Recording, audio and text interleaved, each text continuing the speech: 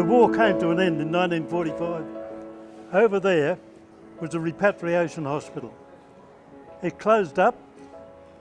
The blokes that were in it wrecked it, and they asked myself, could I get some blokes together, come down and try and clean the place up for Christmas, which we did. Couldn't go for a swim. So Eric Harris, who used to run the National Fitness, got in touch with Palm Beach, and one bloke would come down for an hour and we could go for a swim. That didn't suit me. Then the fellow that was going to teach us from Palm Beach, he said, you'll have to belong to a surf club before you can get a bronze medallion. Will you join Palm Beach? I wasn't too fussed about that. And that's when I decided that we'd start our own surf club.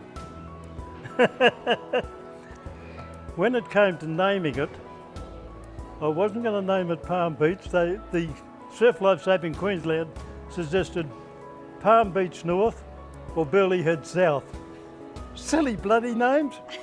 And I said, what about Tallebudgera? You actually lived with the guys for 2 days a week. So it wasn't as if you came and did your patrol and went home, or came and did training and went home. You lived with these characters. So everybody came down from Brisbane or Ipswich, or that sort of thing. And so we'd hitched out and you'd always get picked up. When I joined, like the first year or something, there was stuff all people here. And we were in the old clubhouse, and within 2 years, you couldn't get a bunk. All the Morningside boys come down, all my mates came down, and we had like 120 members all at once. So you used to come down and put your blanket on the bunk. When you come to bed, it'd be gone. Someone had taken it down to the beach with someone else, you know what I mean? And yeah, it was dog-eat-dog kind of atmosphere, you know.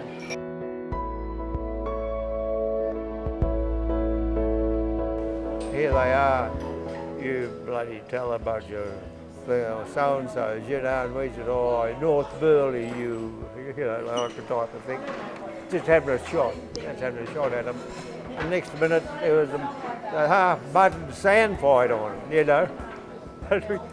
We did that for about an hour, I suppose, running behind rocks and trees, throwing mud and everything at each other. And then we decided we'd come home. We were all friends. I don't ever remember anyone being nasty to one another, or you know, they used to take the mickey out of one another, but it was all in fun, and we all accepted it in fun. Yeah, we had a wonderful time. We didn't have, you know, the showers where it was a shower block belonging to the camp. We used to go down there. Well, there were these steel pipes running through the sand that brought the water up there. Well, during the day, they were lovely and warm. And if you got down there quickly of an afternoon, you had a warm shower. But if you got down there later, it was cold. And this Terry, he got up on the wall and he's weeing down on there. I thought they were getting a warm shower.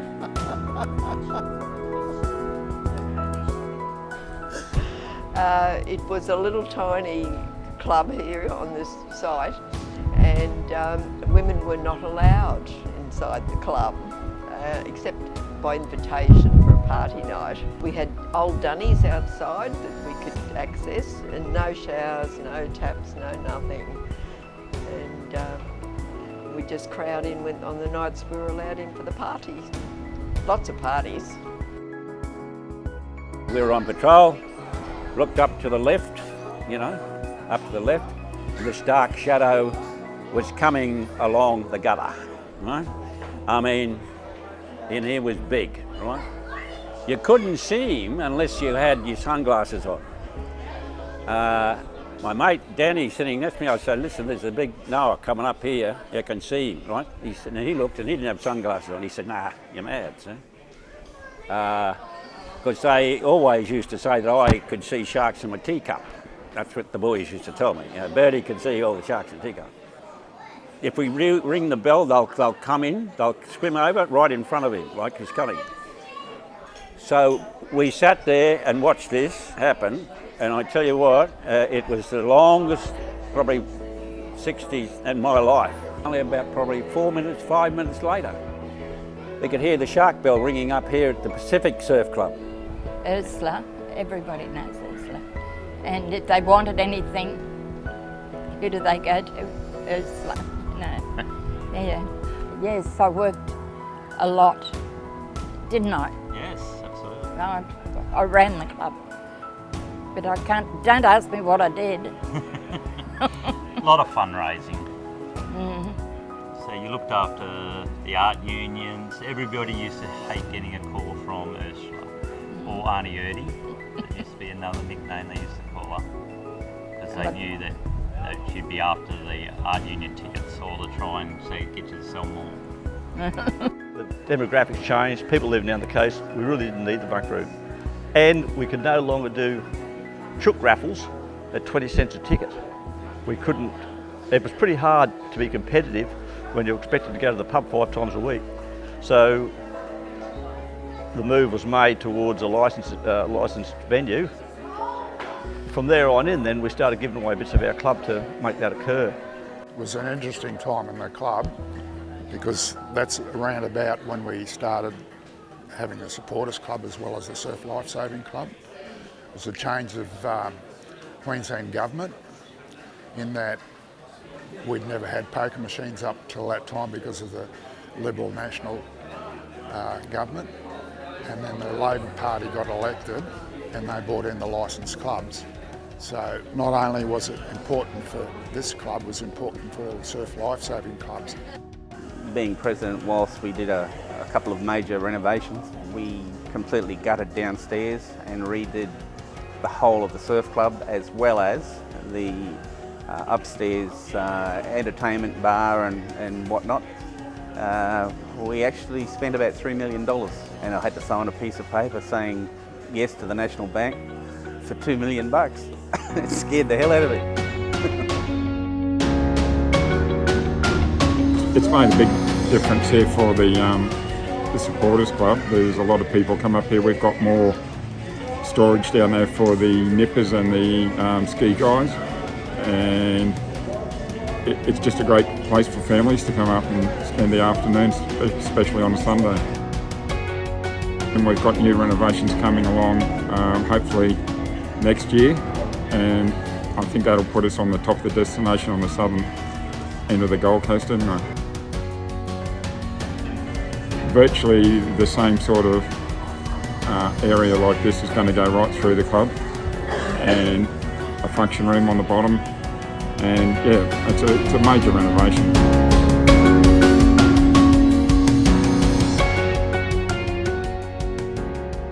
A few of the guys that I joined with, Mark and Ray for instance, when we're still in the patrol group together, and that goes back to from school to club to playing rugby together and then joining down here together. And it's just continued through. But these guys are all lifelong friends now, so and they're good people. Anyone that sort of comes down and volunteers their time and helps out the community, I think inside they're good people.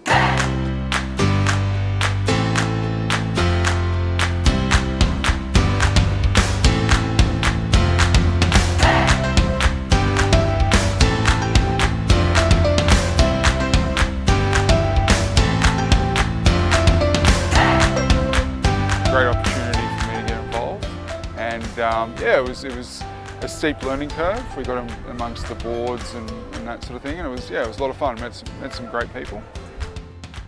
We did all the events, whether it be beach events, which was my favourite, or we were out in the little paddle boards, and we didn't have too many paddle boards that first year, so we were all sharing, and the wade was fun. We had to do march past, which everybody did not enjoy doing at all. But yeah, we sort of developed those early surf skills pretty quickly, and pretty much just got thrown straight into it. Because I was part of this surf club for so long, since I was an under-8, it was always kind of said that when I was old enough that I would be a surf girl for the surf club, because when I came through I was the only active competitive member in my age group that was female the whole way through.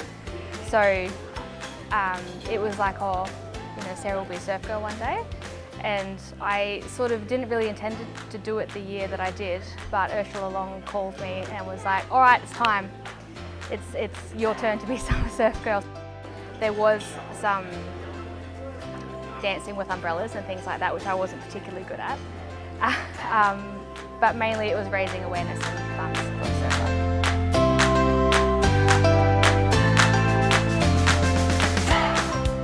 Just the family environment of Tally is really quite special to me. Like all of my friends, their parents are friends with my parents, and it just sort of, it's so nice to feel like you've got like 5 sets of parents with you whenever you come to Tally, and like you get to see them every time, like catch them up on your life when you haven't seen them for a while, which is really nice.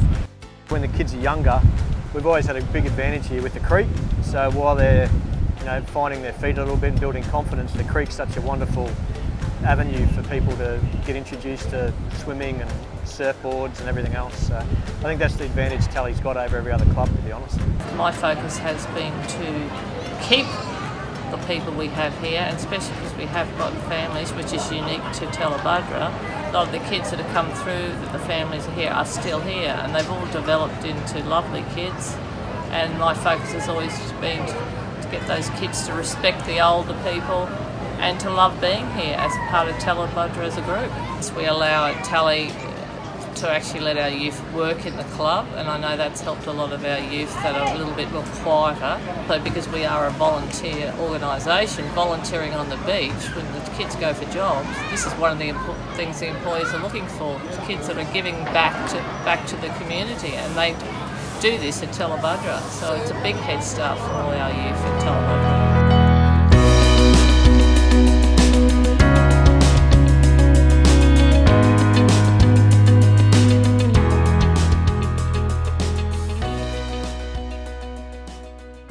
Well, Tallebudgera's mostly been known as a boat club. We're very strong back in the 90s, early 2000s, and then a lot of the guys got a bit older as you would expect, and then they retired, and we didn't probably build our juniors and younger rowers from that point. The last probably 4 or 5, 6 years we've been back near the top of our state and nationally as well. It really felt like you were representing Australia, like you knew that the buck was stuck with you and you need to make sure that you were doing the right thing. And so there was a lot of pressure, and you all dealt with that differently. So that was in itself really a new learning for all of us. And yeah, the competition, the racing, the lead up, we all got a cap, a green and gold cap. It was like the baggy green, you know, so it was super, super special. And then the races, well, it's just, you know, you just knew everything was on the line. And fortunately we won the first race, we lost the second race. And so when it came down to the third race, which was the one that would obviously seal the deal, we ended up coming through with a win. So we were just, oh, it was so close. And I remember thinking, where is the line? Where is this line? Because we were just ahead and it was all on. So yeah, it was really, really special. Because I've been a Tally, it just makes me incredibly proud. You know, like I just think, you know, they've nurtured me through the years and got me to a point where I could give back.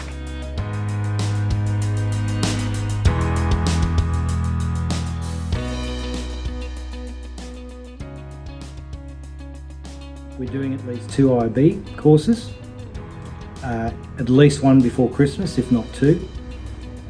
There's also 4 proficiencies, 1 each month from September, which can be big days like today. Art courses, advanced resuscitation techniques, which I'm qualified to run, and also first aid courses. So at the moment, so far this season, I haven't had time to run any first aid courses for the club. Just been too busy. I'd done 60 hours by the time the season started. And where are we, November, mid-November? I haven't looked at my hours. Suffice to say is I haven't had a real chance to do patrols because I'm too busy here. I'm usually here, the first one here and the last to leave. Why do you do it then? Because I love it. I get a kick out of training people and seeing them achieve things that they normally wouldn't achieve.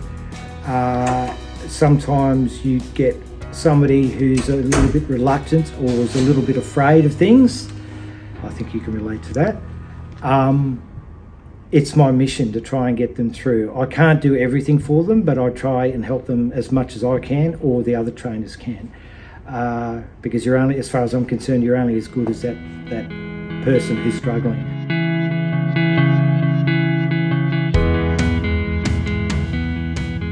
You know, basically I think since 2000 it's reasonable to say that I've been down here almost every day since then.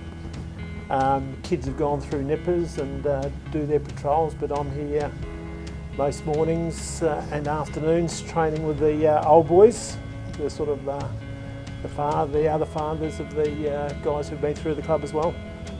Darren, you're an old boy? I'm the youngest of the old boys. Yes, of course. I'm probably the youngest of the old boys as it shows. But yeah, it's just good the loudest of the loudest, and obviously the fittest. But it's great to mix with the motivator. The motivator, and it's great to mix with the old boys. Actually, it gives me a bit of a laugh.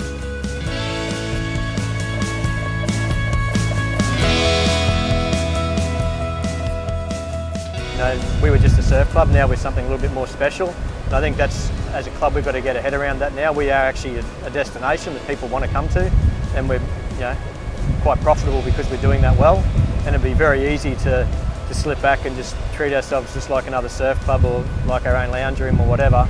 And I think we've missed the picture because, all this gear that you see around us, it's cost $250,000 to $300,000 a year just to keep the surf club operational, just to patrol this beach. And that's not easy to, you can't do that from chook raffles anymore. It has to come from a profitable club.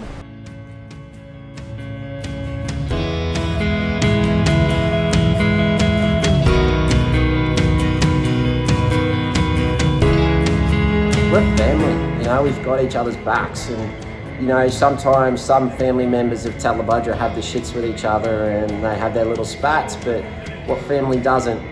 What you do know about Tally, and you knew about the Tally spirit, is we're here for each other. We love each other.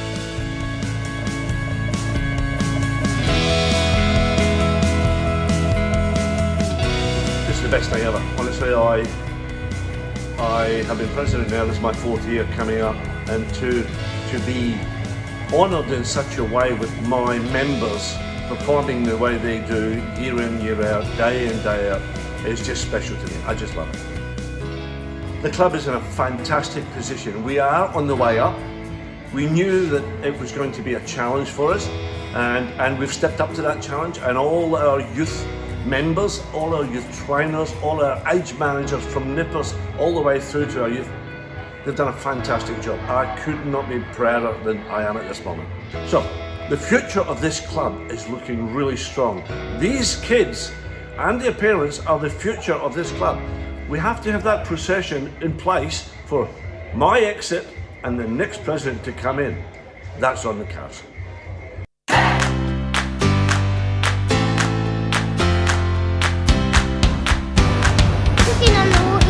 Talking on the walkie-talkie. You rock it. Are you going to be a lifesaver when you get bigger? Yeah. Oh, fantastic. Good job. Matthew, what have you loved about lifesaving? I want to go on the waves more often, and I want to be a lifesaver. Oh my gosh, I can't wait for you to be a lifesaver. Good job. Alexis, what do you want to be when you get older? A lifesaver. Saver. And what have you loved most about nippers?